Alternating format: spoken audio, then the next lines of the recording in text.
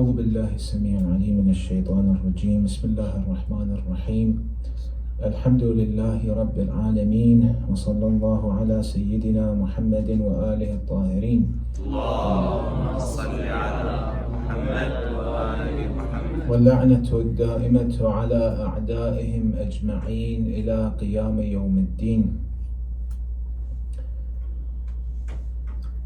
When Muawiyah died and Yazid became the Caliph, Khalifatul Muslimin, Imam Hussien alayhi salam, he was in Medina, and they wanted him to pay his allegiance to Yazid, to do the bay'ah with Yazid and accept him officially in front of everyone that he is the Khalifa for the Muslimin. So Marwan was insisting on the Imam that he should do bay'ah, he should pay allegiance. The Imam said this famous sentence where he said, Inna lillah wa inna ilayhi raji'un wa ala al-Islam as-salam إذا ابتليت الأمة براع مثل يزيد. You want me to do bay'ah with Yazid, to accept him officially? If that happens, if Yazid becomes the ruler of this nation, then what happens? وعلى الإسلام السلام. We have to say farewell to Islam, goodbye to Islam. There will be no more Islam. And Imam Hussien means it literally, that Islam will be finished. Islam will be finished if Yazid rules the Muslims. And this continues. So tonight we would like to explain and elaborate on this. Why was Islam going to be finished if Yazid becomes the ruler? We have to examine the history of Bani Umayyah, the father and forefathers of Yazid, to understand who this ruler is and what is his plan for Islam and for the nation of Islam. As you know, Yazid was the son of Muawiyah and the grandson of Abu Sufyan. And his grandmother was Hind.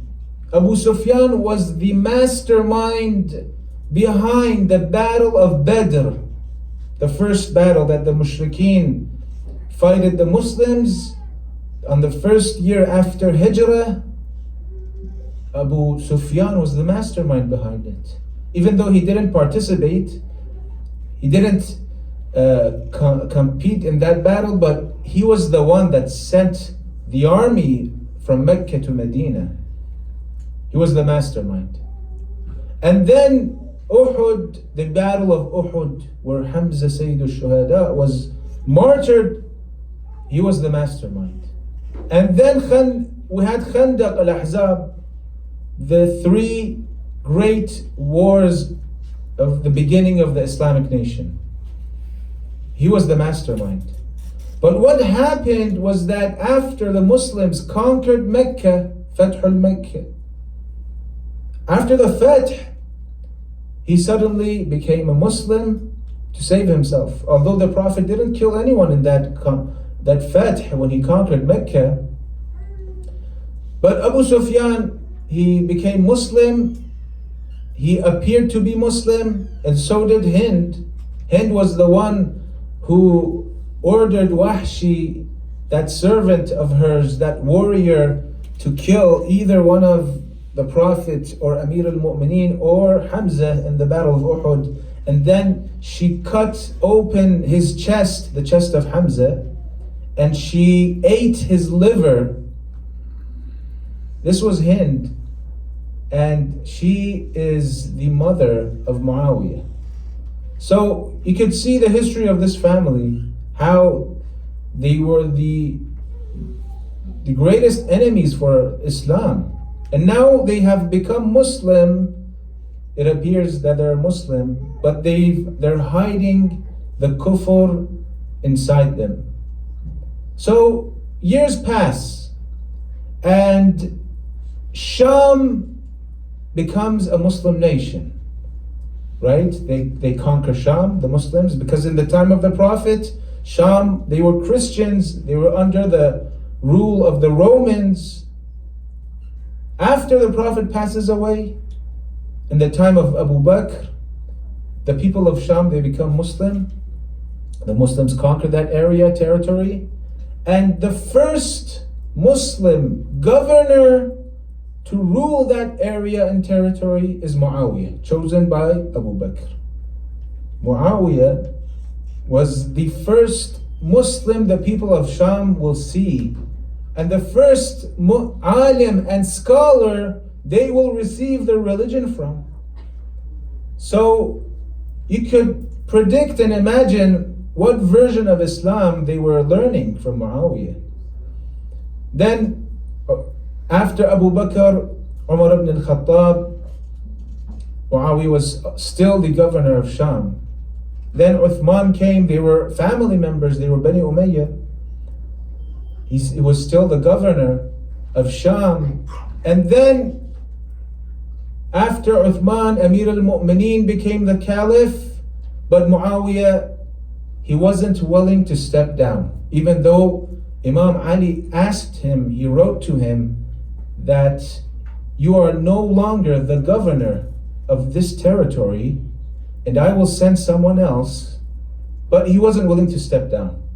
He said, we have to avenge Uthman. Uthman was killed, Madloom, and unjustly, we have to avenge him. Send me those who killed Uthman. So he was looking for an excuse. So Muawiyah was still there. And he had some plans. After the Sulh, Amir al-Mu'mineen was martyred, Imam Hussien ruled for 6 months, and Muawiyah forced the Imam to give the rule of his territories over. There was the Sulh, right? The peace treaty. Imam Hussien was forced to step down and give everything to Muawiyah. That's a long story, why he did that. But anyways, Muawiyah became the ruler and Khalifa of all the Islamic territories. And now he has all the power he wants. What is his plan? His plan was to demolish Islam, to deviate Islam from the right path. It started from Muawiyah. What he did, one by one, the rules of Islam, he would put aside, he would do whatever he wants, but he was clever. He was clever in a sense that he would show a religious figure to the public, but he would do some things that the public, they would know about. Like, for instance, wearing silk is haram in Islam. It's forbidden, it's prohibited to wear silk. Men cannot wear silk. Women could, but men cannot wear silk. But Muawiyah was wearing silk in front of everyone. In Islam, we cannot eat from plates of gold and silver. We cannot drink from glasses and goblets of gold and silver, but Muawiyah was doing that. He was the first king in the Muslim nation. He was the Malik. Muawiyah married 2 sisters in one time. Whereas that's haram and forbidden in Islam. You can't marry 2 sisters at one time. Yeah. Only if one dies or passes away or divorced, that's okay. But marrying 2 sisters together, that's not okay in Islam. It's not permissible, but Muawiyah was doing that. Alam al-Amini, in his book Al-Ghadir, he says 18 rules of Islam Muawiyah wasn't applying to them publicly. He He writes them down and he numbers them. And Muawiyah was clearly going on another path, but still he had the policy. He was clever. He wasn't doing things obvious, but he had a plan. He was taking it too hard on Bani Hashim. Bani Hashim, he had that grudge on Bani Hashim, and he wouldn't give them their share from the Baytul Mal.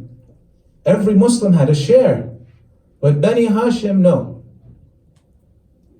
He wouldn't give them their rights.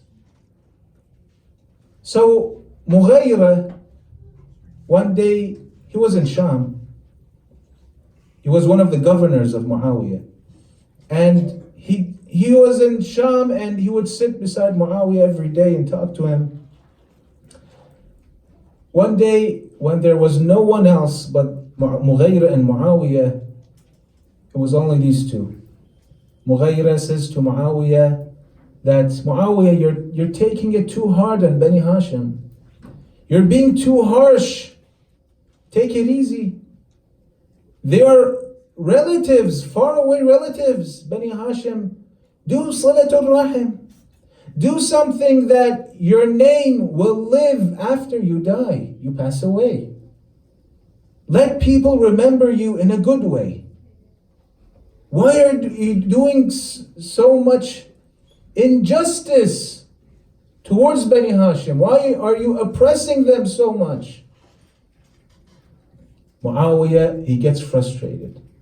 He gets angry, and he tells Mughayra that, hayhat, that will never happen, ya Mughayra. I will not rest. Why? He said, Abu Bakr became the ruler of the Muslimin, and he did what he did good to them. And after he passed away, he's not mentioned anymore. And the same case is for Umar and Uthman. Look how much good they did, but they're not mentioned. They're forgotten. But you know what? The name of Ibn Abi Kabsha, he means the Prophet Muhammad sallallahu alaihi wasallam. He said, Ya Mughayra, I can't stand it and hear the name of this man mentioned in the adhan 5 times a day. I will not rest until I bury that name. La wallah illa dafnan dafna. I will not rest until I bury that name of Muhammad from the adhan and take it down. He had a plan for Islam. So what was his scheme? His son Yazid, the prince that would do anything he wanted. He would play with monkeys and dogs, and he was always drunk. This mad king is going to rule the Muslim nation. So he took bay'ah. He asked all the Muslims to pay allegiance to his successor Yazid while he was alive. He made sure that after he passes away, Yazid will become the ruler of the Islamic nation. He made sure of that by taking the allegiance from everyone, all the Muslims. Of course, Imam Hussien didn't pay allegiance at that time of Muawiyah. And after Muawiyah passed away, once again Yazid himself asked the Muslims to pay allegiance to him. So Imam al-Husayn knew what's happening. He couldn't do anything in the time of Muawiyah because one of the things in the peace treaty of Imam Hassan and Muawiyah was that Muawiyah will not have a successor after him. So, and they will keep quiet and they wouldn't do anything against Muawiyah until he's alive. That was part of the peace treaty with Muawiyah. So Imam Hussien was keeping to that vow that his brother had agreed with Muawiyah, although Muawiyah wasn't doing his part. But until Muawiyah was alive, Imam Hussien wouldn't do anything. But after Muawiyah passes away and Yazid becomes the ruler, Imam Hussien knows what's going to happen. He says, وَعَلَى الْإِسْلَامِ السَّلَامِ إِذَا ابْتُلِيَتِ الْأُمَّةُ بِرَاعٍ مِثْلَ يَزِيدٍ. Farewell to Islam if Yazid becomes our ruler. So what could Imam Hussien do? Yazid is a person that he's announcing his enmity towards the Prophet. Muawiyah, he was with Mughayra when he said those words. He was in a private meeting with Mughayra. There was no one else. But Yazid was saying things publicly, announcing them in his poems. You know, you've heard the poems where when they bring the head of Imam Hussien to him, he said, لعبت هاشم بالملك فلا خبر جاء ولا وحي نزل. Bani Hashim, they were only playing a game of thrones and ruling. It was all a game. There was no message and there was no revelation. لا خبر جاء ولا وحي نزل. Muhammad wasn't a true messenger. There was no message. He wasn't the messenger, and there was no wahy and revelation for him. It was only a game they were playing to rule over us. And he said, لَيْتَ أَشْيَاخِ بِبَدْرٍ شَهِدُوا. I wish my grandfathers in Badr, because Muawiyah's grandfather and his uncle, his brother, they were killed in Uhud by Amir al-Mu'mineen. He said, I wish my fathers were present today to see how I took revenge from the grandson of Muhammad and the son of Ali. I wish they were present to see what I have achieved. And he says, إِنِّي أَخَذْتُ مِنَ النَّبِيِّ دُيُونِي. I have took revenge from the Prophet. I have settled the debts. So when he's announcing these, you could imagine what he's planning for this nation, what he's going to do eventually. And the problem was that people wouldn't do anything. They were silent. They were just looking and listening, and there was no one to speak out, no one to rise. They were seeing that their Islam was going astray on the wrong path, and no one was doing anything about it. So what did Imam Hussien do? What was his responsibility? Imam Sadiq alayhi salam, sallallahu alayhi wa.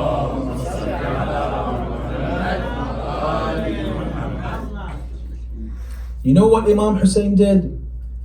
Imam al-Sadiq, he describes Imam Hussein's action as this. He says, the sixth Imam, he's in a dua, a ziyarah to Allah. He's addressing Allah and saying that Imam Hussein badala muhjatahu fik. Oh Allah, my grandfather Hussein, he gave the blood of his heart for your sake. For you. Why? لِيَسْتَنْقِذَ عِبَادَكَ مِنَ الْجَهَالَةِ. To save your servants, your ibad, your people from ignorance. وَمِنْ حَيْرَةِ الضَّلَالَةِ. And to guide them, those that have gone astray and have been lost. He gave the blood of his heart, the muhjah, just to save people, to guide them. They didn't know what was happening, or they knew and they couldn't do anything about it, or they wouldn't do anything about it. He had to do something. He had to take a stance.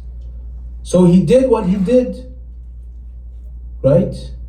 When his brother Ibn Hanafiya, he told him that, why are you going to Iraq? You know that the people of Kufa, they're gonna betray you. The Imam said, Sha Allah an yarani qatila. You know, you're right, but Allah has willed to see me on the lands of Karbala, to see me killed and martyred. This is God's will. He wants this. So the way to save people was to sacrifice himself. Then Muhammad ibn Hanafiya says to his brother, then why are you taking the women and the children? If you're planning to sacrifice yourself, what are you taking these? He said, Sha'Allah an yarahunna sabaya. Allah wants to see them captives. Why? Because He has a plan for them. They have a mission. Because Abu Abdullah was killed and massacred in Karbala in a desert, who no one was present, only the enemy. There were no cameras to record what was happening, no news channels, no media, no phones, no social networks, nothing. No one would have known what happened in Karbala. That sacrifice would have been for nothing. No one would know. The only ones that would talk about it are the enemy, those who killed the Imam. They would say their own version. And that's not enough. That won't have the impact the Imam needs. It had to be through the sabaya, the family, the women and the children. They had to survive and spread the news. They had a mission. That was why they were taken to Karbala. So what did they do? How did they change anything? Let me tell you what they did. They went to Sham. They went to Kufa first. And when the people of Kufa who knew the family of Amir al-Mu'mineen, he lived in Kufa. His daughter Zainab, she lived in Kufa. Everyone knew Zainab, how protected she was. They suddenly saw Zainab as a captive on a camel, taken as a captive and as a slave. The people were crying. They were crying to see this scene. They couldn't believe their eyes. We knew Yazid was bad, but what are they doing? They killed the grandson of the Prophet, but this is unbelievable, unacceptable. These are the daughters of the Prophet. How could they do this? And Sayyidah Zainab, she delivered a sermon while sitting on the camel to the people of Kufa, calling them, why you're crying, you should be crying. And she spoke to them. And the result and fruit of this was that after a few years, we had the rise of the Tawabin, the repenters. They rose against the governor of Yazid. It started from there. People started fighting Yazid's governors in Kufa. Then the Mukhtar came, they helped him out. There were several movements after this incident. I can't go into the details. We'll just move on. So the captives after Kufa were taken to Sham. And this is what the main job they did was in Sham. Because Sham was the furthest place from Medina, and they knew nothing about Ahlul Bayt. The version of Islam they knew was the version of Muawiyah. When the people of Sham heard that Ali ibn Abi Talib was killed in the masjid of Kufa while he was praying, you know what they said? They said, does he pray? Does Ali pray? What was he doing in the masjid? The propaganda of Muawiyah was so strong that the people of Sham, they didn't know that Imam Ali prayed. They didn't know he was a Muslim. They thought he was the worst person on earth. They were cursing the Imam for 70 years on the pulpits. Every week, every ceremony, they would do la'an to Amir al-Mu'mineen. They would curse him. That was the law. When they brought the captives and the family of the Prophet, they thought these are rebellions, infidels, kuffar, from out of the Islamic nation. They were fighting and rising against the Islamic nation. They didn't know these are the family of the Prophet. So they come to Sham. They come in the court of Yazid, in front of Yazid, and Imam Zayn al-Abidin, he tells Yazid, allow me to stand on this pulpit and speak to these people. He doesn't allow him, but the people are saying, let him speak. What does he want to say? They didn't know him. What can he say? Let him speak. We want to hear what he has to say. So they insisted and insisted until Yazid had no choice. And he gave permission for Imam al-Sajjad to ascend the pulpit and speak and introduce himself, telling the people, oh people, you know who I am? Do you know me? I am the grandson of Prophet Muhammad.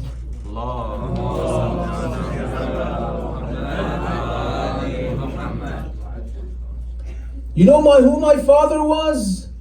You know who my mother was, Fatima al-Zahra? You know what my father, Amir al-Mu'mineen, did? You know who Imam Hussien, this head that is in front of Yazid, whose head is this? So he delivered that sermon. After that sermon, everything changed. People started cursing Yazid in front of him. What have you done? You told us these are rebellions. These are kuffar fighting the Muslims. You've killed the families, the Prophet's family. And these are the women of the Prophet, his daughters and granddaughters. What have you done? They started cursing Yazid. So Yazid saw he had to blame another person. He had to change the scenario. He said, this is all the fault of Ubaydullah ibn Ziyad, the governor of Kufa. He did this. He didn't inform me. He didn't tell me the truth. He tricked me. The governor tricked Yazid. I was tricked. I didn't know. It's his fault. May Allah curse Ubaydullah ibn Ziyad. Oh Ali ibn al-Hussein, he addressed Imam al-Sajjad, I am sorry for what has happened to you. What do you want? Do you want to go back to Medina? I'll send you back to Medina with respect. I'll do anything you want. So what do you expect? The Imam asked Yazid, what did he want from Yazid? This is the peak I want to discuss, and just please pay attention. Imam al-Sajjad, he didn't ask to be returned to Medina, to his hometown, or to go back to Karbala. No. He told Yazid, we want a place here in Sham. Give us some room. Give us the opportunity to lament and mourn and cry and weep over my father, Imam Hussien. Give us some time to be here in Sham to cry for Hussien. We haven't mourned my father yet. We've been captives. Let us do it properly, but here. He said, okay. So he gave them a house, a place they could stay in, and all they did was to mourn the tragedy of Imam Hussien and Karbala and what had happened. and they would lament and they would read Masa'ib of Imam Hussien out loud in a way that the people of Sham, they would come and they would gather around them and they would listen and they would cry. The people of Sham that were cursing Amir al-Mu'mineen till then, they were now crying for Imam Hussien. And this continued a few days. Every day, the gathering would become larger and larger and larger. You know what happened next? They came to Yazid, his advisors. They told him, if you want to stay in power and rule over these people, they have to get out of Sham. They can't stay here anymore. Why? Because they're changing everyone. Everyone is becoming against you. You have to kick them out, send them away. They can't be here anymore if you want to stay in power and rule. So Yazid ordered that you have to leave. Where do you want to leave? You want to go back home? I'll send you home. So he sent them home by force. They didn't want to go. They were comfortable there. They wanted to stay. They had a mission. They had a plan. What was the plan? What did they do? They did two things. One, they informed people about the truth by sermons in Kufa, in Sham, Sayyida Zainab, Imam al-Sajjad. They spoke to people, informed them through lectures. The second thing was that, no, they would provoke their emotions through crying and weeping and lamenting and mourning and masa'ib. It was two things: lectures and masa'ib and lamentation. And that was changing the course of history. That was why people started to change. When they came back to Medina, they did the same. The people of Medina the next year, they rose against Yazid and fighted Yazid, and they were massacred. You know the incident of Medina. Thousands of people in Medina were massacred the next year after Imam Hussein's sacrifice. Then afterwards, the war in Mecca happened. The Meccans fought Yazid. It was going on and on.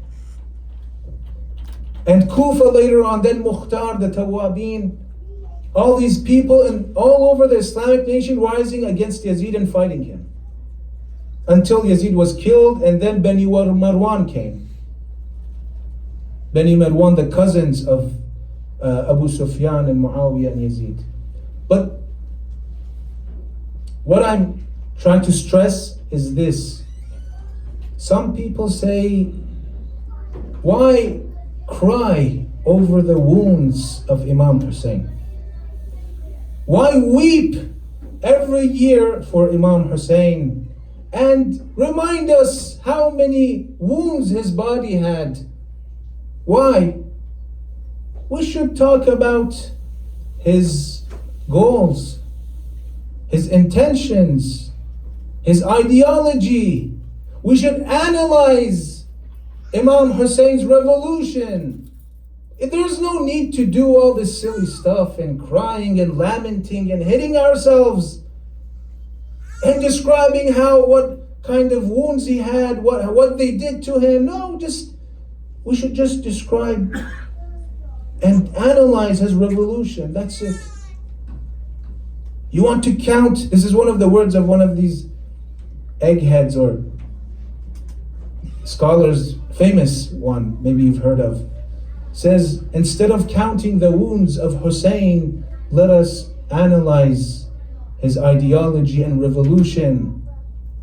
He wants, let us give logical and academic lectures and speak about Imam Hussein. That's good, that's necessary, of course. But it's not enough. It's not enough. What Ahlul Bayt did in Sham was giving lectures and informing people about the truth. And next to it, afterwards, what did they do? He wanted to mourn Imam Hussien and do masa'ib and cry for Imam Hussien. They wanted to count the wounds of Imam Hussien one by one. That was what was changing people.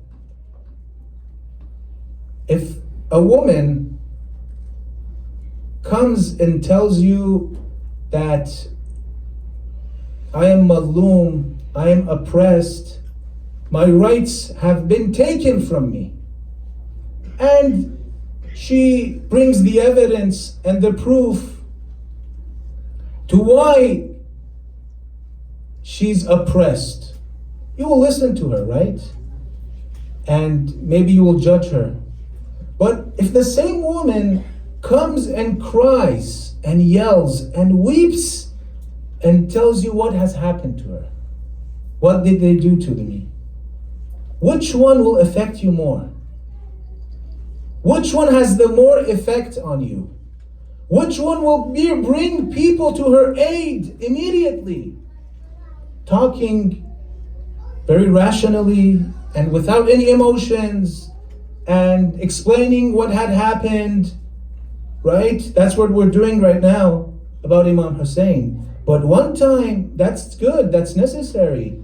But when that person is crying and yelling and wailing and weeping, she attracts all the attention.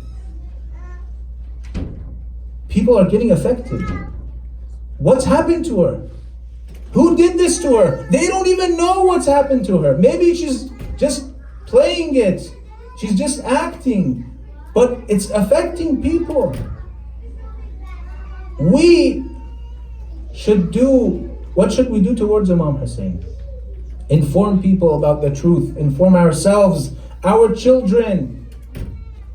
Let's talk, let's analyze, it's okay. But provoking emotions is something necessary that the Ahlul Bayt did. It was necessary. That's a necessary thing that changes people. Has a big effect. And that cannot be forgotten or erased from our programs. That has to be here. So Yazid saw that things are going bad. And they want to stay here and cry and mourn over Imam Hussien. And that's not going to work for him. So he ordered them to leave. But subhanAllah, you know, God wants something else.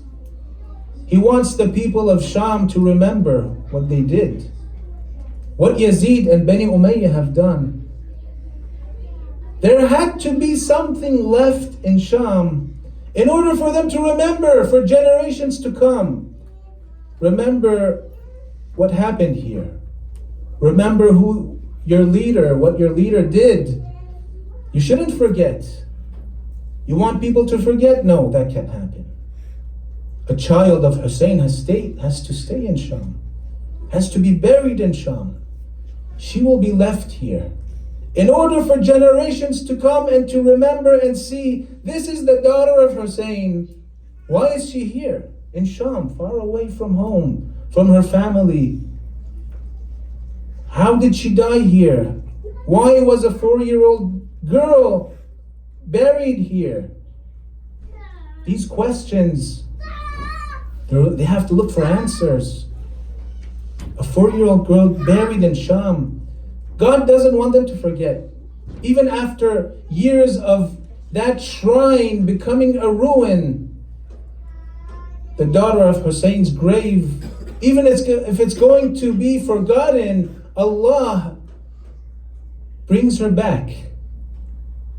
About 200 years ago, in the time of the Ottoman Empire ruling Damascus in Syria, the Uthmanis, Syria was under the rule of the Ottomans.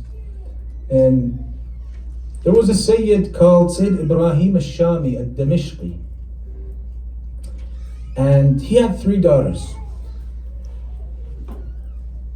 One night, one of the daughters sees in her dream a girl, a 4-year-old girl, that tells her, I am the daughter of Hussein buried next to you. I am your neighbor. But my grave is filled with water. And ask your father to come and help and take the water and fix the grave. My grave has gone underwater. They weren't taking care of that shrine and that grave. It was getting forgotten during the years. So she wakes up and tells her father this dream. I saw a girl saying this and that. Her father was surprised and he said, well, it's a dream. I mean, what can I do? I can't investigate about this matter. Maybe it's only a dream and doesn't matter. Forget about it. The next night, the second daughter sees the same dream. And the girl is complaining and saying, why isn't your father doing anything about my situation and my body? So she tells her father, and the Sayyid says, wow, you've seen the same dream, but I don't know, what could I do? I can't do anything. I don't have no power. He doesn't do anything. The third night, the third girl sees the same dream. And the little girl in that dream is angry and upset, telling her, tell your father to do something. He has to rebuild my grave. But still the Sayyid, he says, I believe it. But I can't do anything. There's nothing in my power to do. The governor is Uthmani and Ottoman, and they're not good with us. What can I do? So the fourth night comes and he sees in his dream Sayyida Ruqayya, the daughter of Imam Hussien, and she's furious and upset and telling him, why aren't you doing anything? So he's shocked and he wakes up in the middle of the night and he says, I'll have to try. So next day he goes to the governor in Damascus of the Ottomans. He tells them that, look, I've seen this dream. My daughters have seen this dream. It's about the daughter of Imam Hussien, the shrine here in Damascus. And I don't know, could you help? Could you investigate? The governor says, yes, why not? Let's investigate. Let's see is there anything happening? Is there water in the grave? So they investigate and they see that yes, it seems that there's some wastewater going towards the grave and no one's taking care of the shrine. So the governor, by God's will, tells the Sayyid, you know what? We're going to fix the grave and we're going to rebuild the shrine. But you have to be the one that goes into the grave. You're a Sayyid and you're a descendant of Imam Hussien. And this girl, well, she's your auntie. So you're the one that's going to go inside the grave. So they open the grave and then he sees a little body of a 4-year-old girl drowning in water. So he enters and she takes her out and he holds her on his arms and he puts a sheet on her. And he stands aside until they try to rebuild the grave. It takes 3 days to complete the grave and take the water out. And subhanallah, he says, in that 3 days, when I was holding the girl in my arms, I never got tired, nor did I get sleepy, nor did I had to go to the bathroom. I only put her down just to pray and do salat, and then I would take her in my arms again in respect out of her. 3 days I didn't eat, nor sleep, nor go to the bathroom, just holding this little girl in my arms. And after the grave was done, said Ibrahim al-Shami, he put her into the grave.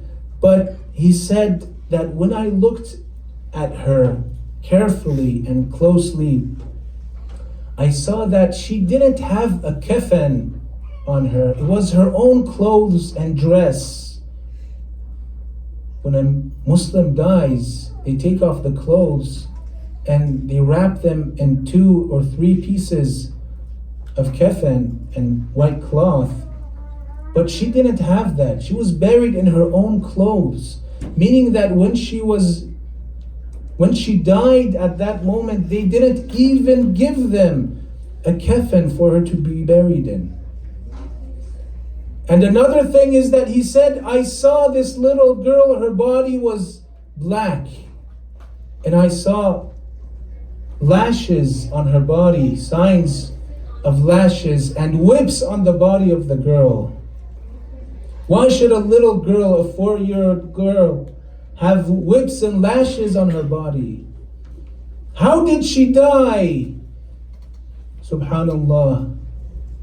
They say that Yazid was sleeping one night and he heard a cry from a little girl crying in the middle of the night. He woke up. He was frustrated. He said, where's this crying coming from? They said, this ruin next to us, the place that we put the family of Hussien in, that ruin, the captives are there, and a little girl has woken up from her sleep. What does she want? He said, she's saying, I want my father. I've seen my father in my dream. My father told me, oh my girl, oh my daughter, you will come to me. We will see each other once again. I was in his arms and I woke up and now he's not here anymore. Where is my father? He promised me that we will see each other again. We will meet. We will join, but he's not here. Where is my father? So she kept crying and crying and crying until she saw few servants from the castle of Yazid coming with a bowl in their hands. They put a bowl, a covered bowl, in front of the little girl. She said, Auntie Zainab, why have they brought me some food? I didn't ask for food. She said, oh Ruqayya, this isn't food. Lift the cover and see what's under it. So she lifted the cover to see a severed head. She can't recognize that head. She said to her Aunt Zainab, Amma hadha ra'su man. Auntie Zainab, whose head is this in front of me? She said, oh Ruqayya, hadha ra'su abik al-Husayn. This is the severed head of your father Hussein. Imagine a little girl, when they want to make her quiet and calm her down, they would give her toys to play with. But imagine if a little girl is given a severed head. What would she do? What would her reaction be? She looked at the head of her father and said, Ya abata, man alladhi qatalak. Oh father, who has done this to you? Man alladhi qata'a waridak. Oh father, who has severed your throat? Man alladhi aytamani ala sighar sinni. Oh father, who has made me an orphan at this age? ليتني كنت قبل هذا اليوم عمياء. I wish I was blind before this day and seeing your head. ثم وضعت فمها على فمه الشريف. She put her lips on the lips of her father to take a kiss from the lips of her father. وبكت حتى غشي عليها. She started crying until she fainted. فقال الإمام زين العابدين عم زينب ارفع اليتيم من على رأس والدي فإنها فارقت الحياة. عم زينب, Auntie Zainab, remove my sister from my father's head, for she has passed away. رحم الله من نادى وحسينا وحسينا.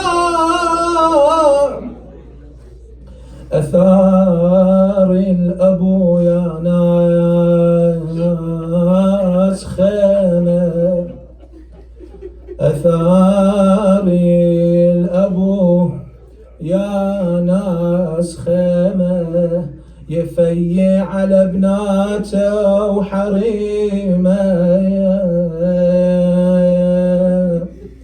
يا والدي والله عظيمة، أنا أصير من صغري يتيمة. يا والدي والله عظيمة، أنا أصير من صغري يتيمة. A few lines in Farsi for the brothers who can't understand. رقیه سر بابای خود را در دامن گرفت، سر پدر را در آغوش گرفت، بعد رو کرد به عمه خود، گفت عمه بیا، گم شده پیدا شده. عمه بیا، گم شده پیدا شده. کنج خراب شب یلدا شده.